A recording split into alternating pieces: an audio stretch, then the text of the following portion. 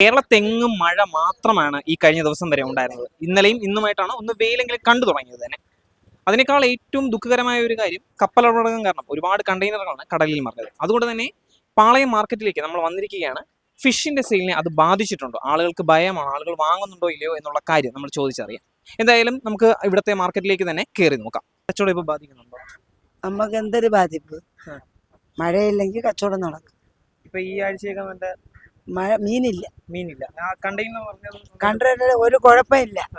അതാണ് പ്രശ്നം. അവര് പറയണത് ഡീസൽ വെള്ളത്തിൽ കിടക്കണമെന്ന്.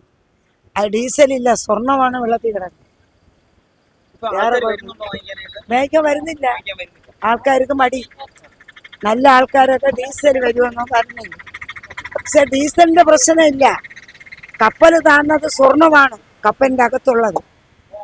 അണ്ടിപ്പരിപ്പും മുന്തിരിപ്പഴമും ബദാം പരിപ്പും സ്വർണ്ണമാണ്, കട്ടി സ്വർണ്ണമാണ് കപ്പലിന്റെ അകത്ത് കിടക്കുന്നത്.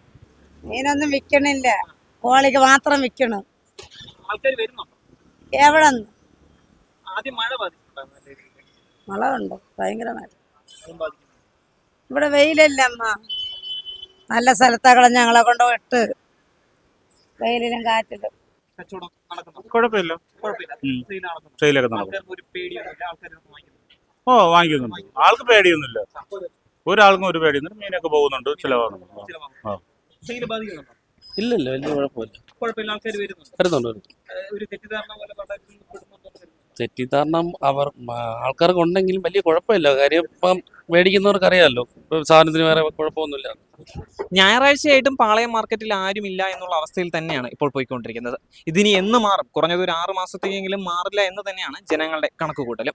ഈ പ്രശ്നങ്ങൾ ആ സെയിൽസ് നടക്കാൻ ഒരു 6 മാസത്തോളം എടുക്കുമെന്ന് തന്നെയാണ് ഇവിടുത്തെ കച്ചവടക്കാർ പറയുന്നത്.